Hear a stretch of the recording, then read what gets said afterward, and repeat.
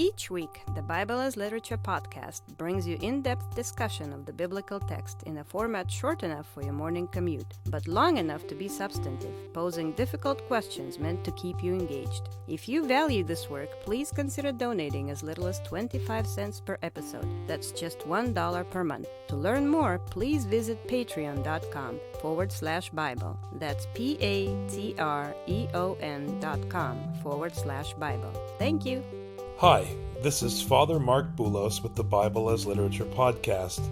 How is the content of Ruth reflected in the teaching of St. Paul and in the gospel narratives? Why, in Ruth, does it matter who is whose relative and who is connected to whom? Why do Richard and I make such a big deal out of biblical names? Why does Ruth prostrate herself in front of a man? Isn't she the one making all the big sacrifices to support Naomi? Shouldn't everyone bow to her? Who is this mighty Boaz anyway? Is power always evil? Only for those whose mind can't get past the person to see God's function in operation. Richard and I discuss Ruth chapter 2. You're listening to the Bible as Literature.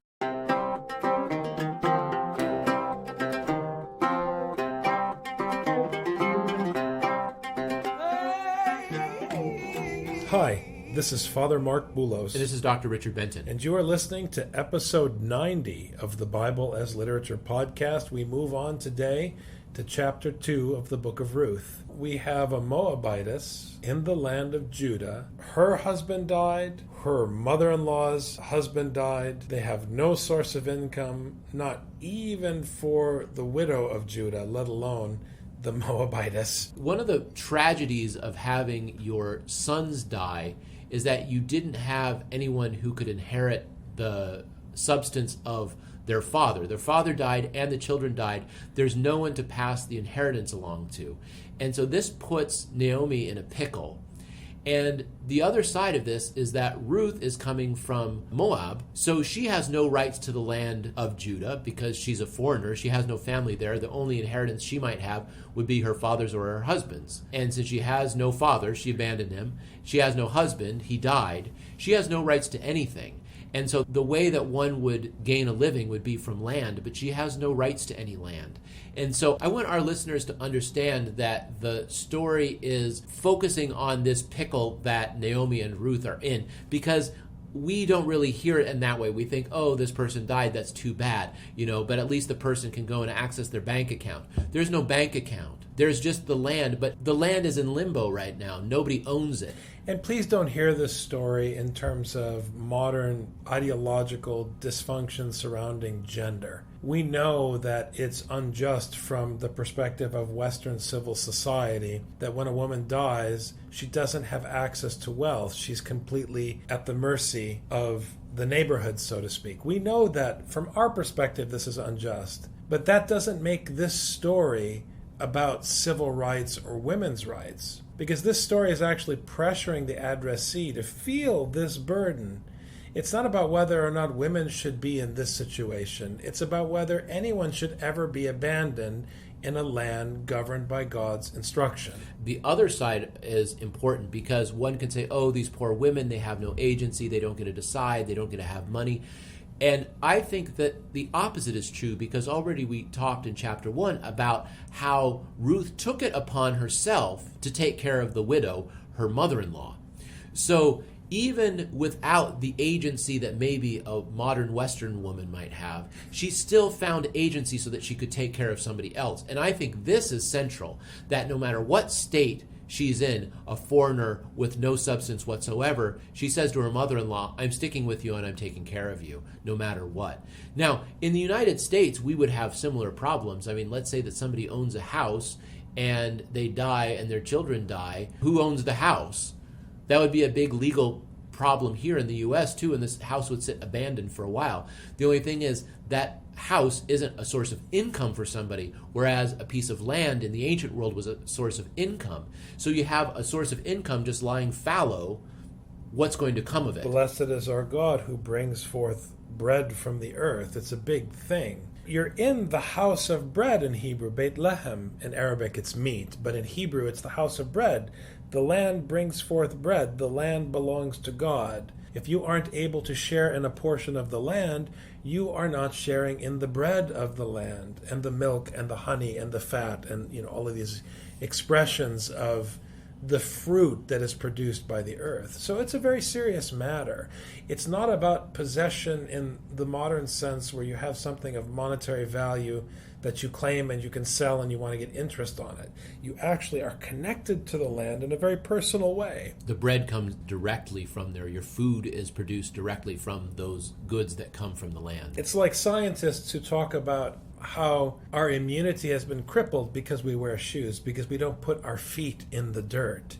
Even though we're talking about civilization and the city of Bethlehem in the land of Judah, these are still people who planted their feet in the ground. They were very much connected to the life and the cycles of the land in an agrarian setting. It's always important to remember that as we work through these texts.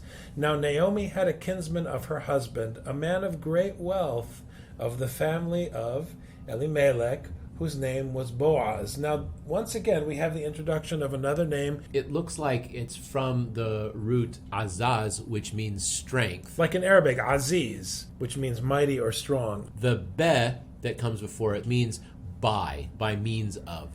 So you can understand this word as meaning be'uz, or Boaz, meaning with strength. So it's a story about how he is using his substance. Boaz is using his substance in order to benefit a widow in his community. But what's interesting about the usage of this word, azaz, especially in the Psalms, and I'm thinking specifically of Psalm 8, it references God's strength. Right? So we're talking about the land which belongs to God, and this is implicit in Scripture, even if it's not stated explicitly here in chapter 2. And we're talking about his kinsman, Elimelech, whose name means my God is king. So his reference is God. And now you have another actor who's closely related to him, whose name means strength, but if you do a word study in the Psalter, it perhaps is pertaining to the strength of God, not the strength of the character in the story, which sets him up potentially as a positive function in the narrative. We'll have to see how this plays out. Right. I want to also comment on another word that we have here translated as a kinsman. This comes from the word yada, which means to know. So it's like a known person. If I had to translate it more directly, it would be like an acquaintance. Naomi had an acquaintance of her husband, a man of great wealth. It's hard to know exactly like what the relationship is just from this verse. We'll find out more later, but I don't want it to be confused. It doesn't necessarily mean right off the bat that they're blood relatives. Depending on what that relationship turns out to be, it could have significant impact on the passing on or access to the inheritance of Elimelech. Yeah. That's why it's very important. So it kind of sets up a tension in this first verse, that there's this person and who knew her husband, and now we have to understand a Middle Eastern context, because this doesn't happen in a Western context. When I was in Morocco, there was someone I was looking for, and I found somebody who knew who he was, and he showed me, and he drove me over there. We spent some time together, and they were laughing and stuff and telling stories, and afterwards the one left, and I asked, oh, how do you guys know each other? And he said, I think he's a relative or something. Nobody talks like this in the West. So you have to understand, in the Middle Eastern context, understanding these relatives, they're an important part of life, but they aren't the same kind of relative versus friends. There's a much more porous border between friends and relatives in the ancient world. And there's a different dynamic also, because in the modern West, because we're very individualistic, we think about what I have and I own and I possess, what you have and you own and you do in your life and my life. But even in the modern Middle East, when you're networking, Arabs are extremely networked. If you find out someone that you're networked with has come into good fortune, it's not presumptuous to assume that that fortune would be shared with you. So hearing that there's a potential relative of your deceased husband, it's a sign of hope at the opening of the chapter. In this country, people would be very covetous if they were to come into a large amount of money.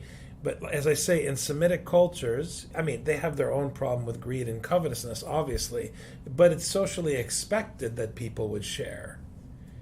Now, sometimes that can come off as entitlement, but very often it functions as community and fellowship and mutuality. These are the ancient mechanisms with deep, deep cultural roots, in my view, heavily influenced by the biblical tradition in the Near East, where the society, in the absence of civil laws that impose certain safety mechanisms for protected classes, it was just assumed that people would be responsible. Ruth the Moabitess said to Naomi, "Please let me go to the field and glean among the ears of grain, after one in whose sight I may find favor."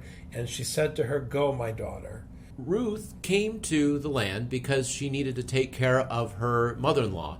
And she said, "Hey, I'm going to go find some people who are out gleaning, and I'm going to go and get us some food." Because, they don't have money, there's no shop. So you go and you find a field where people are working, and she says, "I'll go, and maybe someone will be nice to me and let me go and glean, whatever's left over after they're done harvesting in the field, and that way we'll have some food." So two women, all they have is each other in a society of men, and they're hoping for the best, essentially. And it's so strong to realize that Ruth left her family and her land in order to live this life where I'll go and see if someone is nice and will let me go and take some of their grain. It's a beautiful love story, and not just in the romantic sense about Ruth and Boaz going through courtship, or the tragedy of the loss of Elimelech and so forth. It's about the love of a mother and a daughter, the bonds that break down the borders between societies. It's beautiful. So she departed and went and gleaned in the field after the reapers,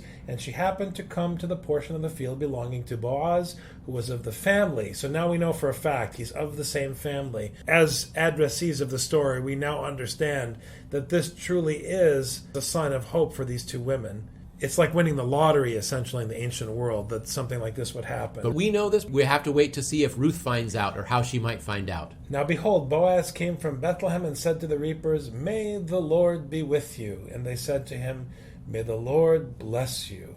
So he comes from the land of bread with the blessings of the Lord, wielding or bearing the strength of the Lord in his name. Then Boaz said to his servant who was in charge of the reapers, "Whose young woman is this?" The servant in charge of the reapers replied, "She is the young Moabite woman who returned with Naomi from the land of Moab." And it's important here that we are not referring to her in the story as Mara. We are referring to her as Naomi, which means even though she, at the end of chapter 1, was in mourning, she's still referred to by the writer as the one who is pleasant, whose name means pleasantness but could also pertain to grace, which could say something about what's happening here. This is grace upon grace. Just as Naomi was blessed with the grace of Ruth's love and commitment, it could also imply that now Naomi will encounter grace again in the generosity of God towards her husband's household in the person of Boaz. And she said, "Please let me glean and gather after the reapers among the sheaves." Thus she came and has remained from the morning until now. She has been sitting in the house for a little while. Then Boaz said to Ruth, "Listen carefully, my daughter. Do not go to glean in another field. Furthermore, do not go on from this one, but stay here with my maids." So he's saying, look, I want you to stay with me, to stay with my group, with my servants. And he's protecting her. Having a lone woman out in the fields where it's a man's world and there's nobody around, it's a very vulnerable spot for her. She's vulnerable as a Moabitess because if the servants know that she's a Moabitess, they know there's no one to protect her. There is no clan to protect her if she's treated unjustly. So she's in a very vulnerable position. So what Boaz does is he surrounds her with his maids. He protects her with women in order to make sure that she stays safe, but also says, stay here and you'll be able to be taken care of. Think of it this way. In the modern West, you know you're okay psychologically if you get a good job with a great company. In the ancient Near East, you know you're okay if you have family. And to a large extent, that's still true in the old world. The family is the safety net. So when you don't have family, it's a big issue. Not only that, she came in order to be the safety net for somebody else. So not only is she vulnerable, but when she is vulnerable, Naomi is also vulnerable. Right. Let your eyes be on the field which they reap, and go after them. Indeed, I have commanded the servants not to touch you. This could mean not to bother you. It could mean also that no one's allowed to claim any sexual rights. No one's allowed to touch you sexually or to disturb you in any way. When you are thirsty, go to the water jars and drink from what the servants draw, meaning you get to drink from the same water as everybody else, as though you're one of us. Then she fell on her face, bowing to the ground, and said to him, "Why have I found favor?" So again, I mentioned earlier this issue of grace. It's a different Hebrew word here. It's not namet, it's hen. This word commonly appears in this phrase, to find favor in somebody's sight. And you get it in the Psalms where the psalmist is addressing God. To find favor in someone's sight means that they show favor to you. So you say, "Why have you shown favor to me?" It's a way of humbling yourself before someone who has power over you in a situation. You're in a position of helplessness and someone is showing favor. Someone is going to get you out of your situation simply by fiat. And this is exactly the power that Boaz is exercising, which reflects the function of the biblical God. Dr. Nikolai Roddy pointed out that in the Old Testament, sometimes characters who you see as just human beings in the story take on the function of the biblical God, which is why I think the name Boaz is very important. Because if it does in fact reflect the might of God, that now God is showing favor. Although it is odd to see in the Old Testament a rich man who seems to be a good guy. It's much easier for Boaz to be a nice guy than it is for Ruth to be a nice lady. And Ruth has sacrificed so much for her family, her in-laws, that Boaz is never even going to be able to sacrifice. When Jesus talks about the widow's mites she gave out of her poverty, Ruth had nothing and offered it all to her mother-in-law, whereas all Boaz has to offer is, the scraps left over after his servants have gleaned. Boaz replied to her, "All that you have done for your mother-in-law after the death of your husband has been fully reported to me, and how you left your father and your mother and the land of your birth and came to a people that you did not previously know." He's speaking in judgment.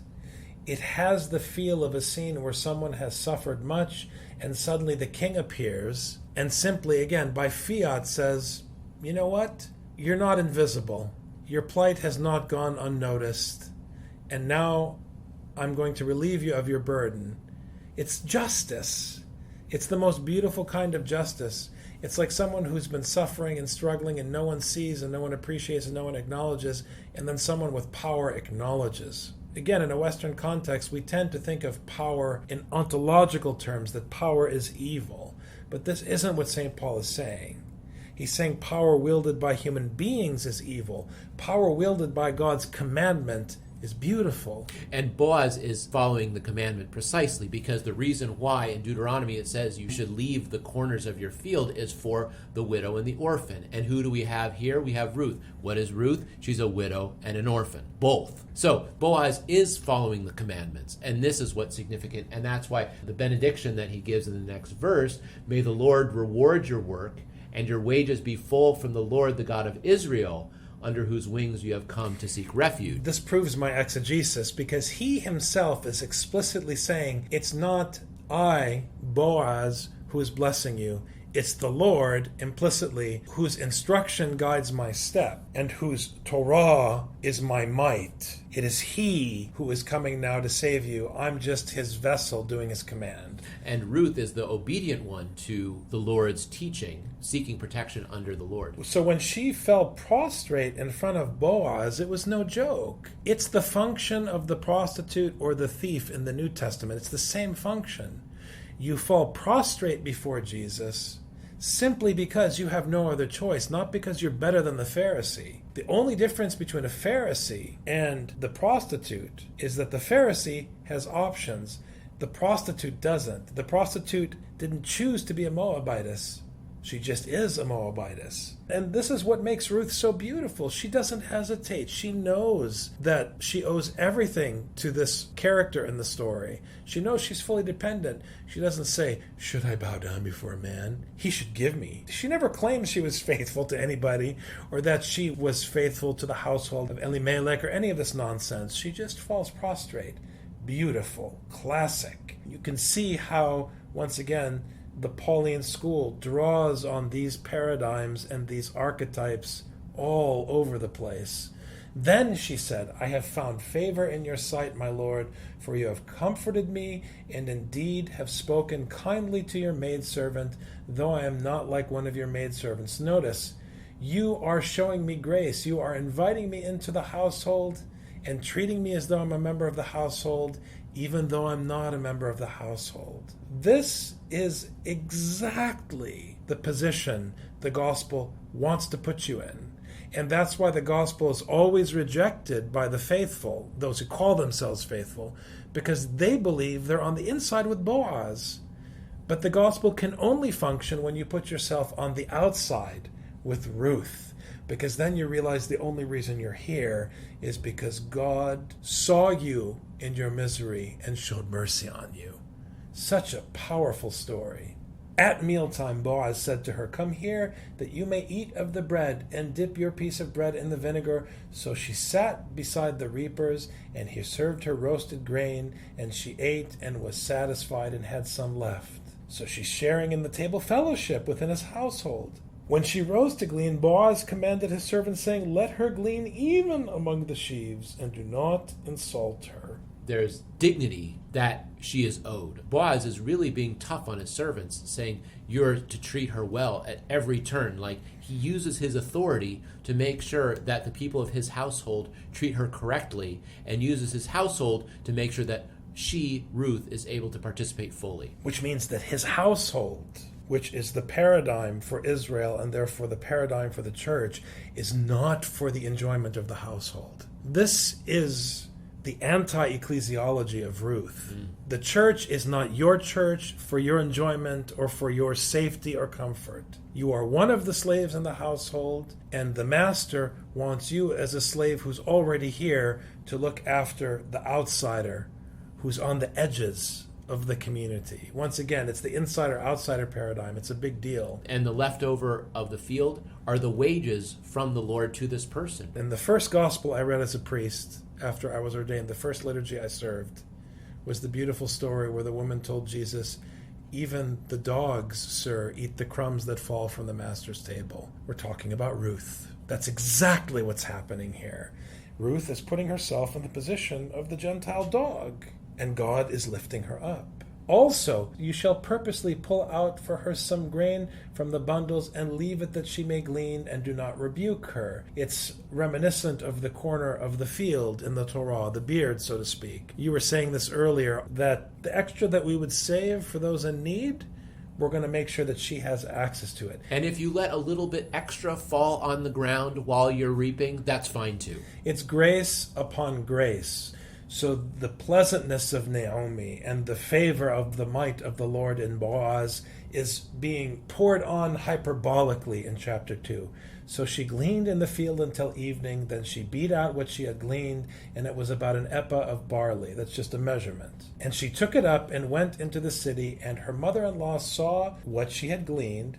She also took it out and gave Naomi what she had left after she was satisfied. So everyone got to eat, and there was still left over. Again, this kind of language appears in the story of Jesus feeding the multitudes in the New Testament. There's always extra. When the Lord is the one providing the bread, there's always enough to go around and then some. So why are the people of Judah coveting the bread? Why covet it? Why not just give it away? The only reason you would have to covet it is if the people in your place do not follow Torah like Boaz does. When people follow Torah, there are no poor people. Everyone is fed and everyone is satisfied. When somebody does not follow Torah, that's when you have poor people, and that's where you have hungry people. A Westerner would look at the presumption of a Near Easterner that a relative's fortune or a neighbor's fortune is their fortune. We would look at that as entitlement, but in its proper context, it's understood as blessing and hope and fellowship, because this is what the Torah demands, that you share. Why shouldn't my good fortune be your good fortune? Why would we even discuss it? It should be an impulse.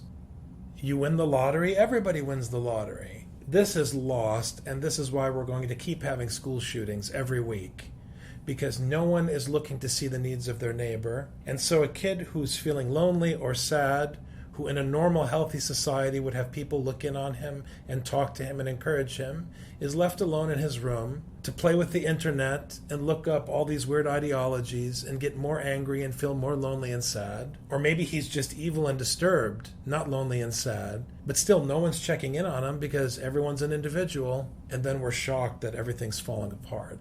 So it's important for people to contextualize even our current struggles in this culture and contrast how we relate to each other or don't relate to each other with the abundant generosity that is presented and proposed by this story.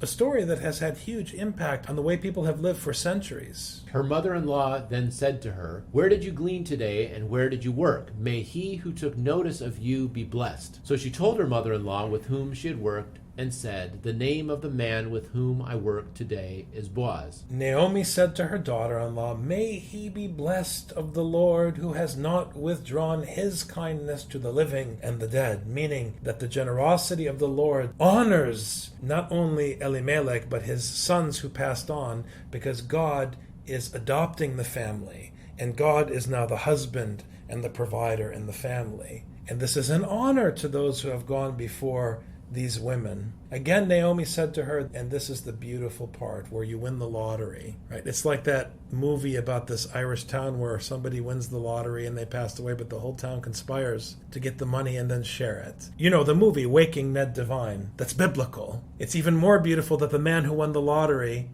is dead. Again, Naomi said to her, "The man is our relative." It's like saying, can you believe it?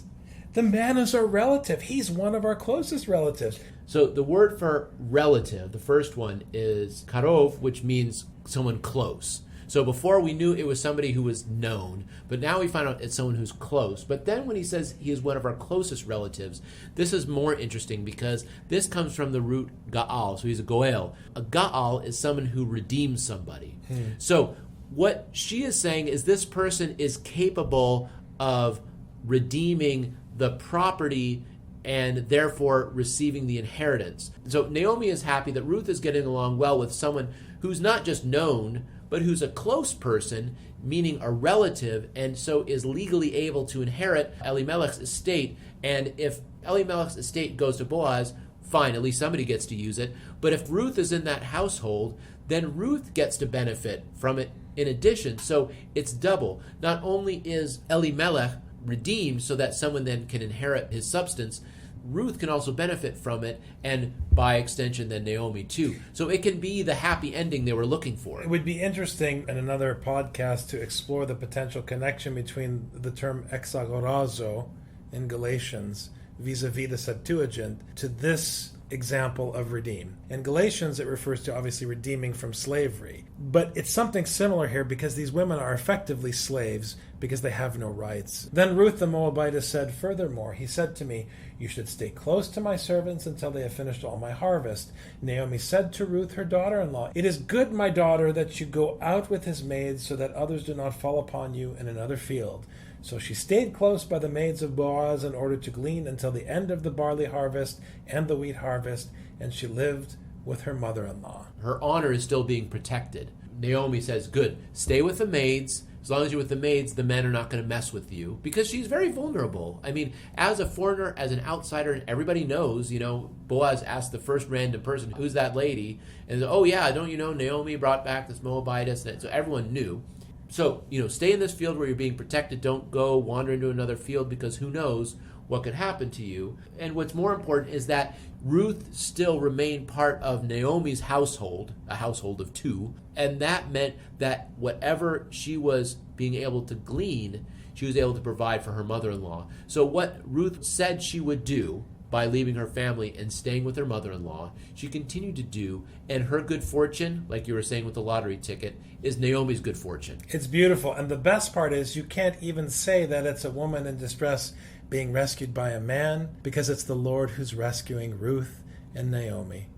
Thanks very much, Dr. Benton. Thank you, Father. Looking forward to chapter 3 next week. Take care. You've just heard the Bible as literature. Thanks for listening. The Bible as Literature is a production of the Ephesus School Network.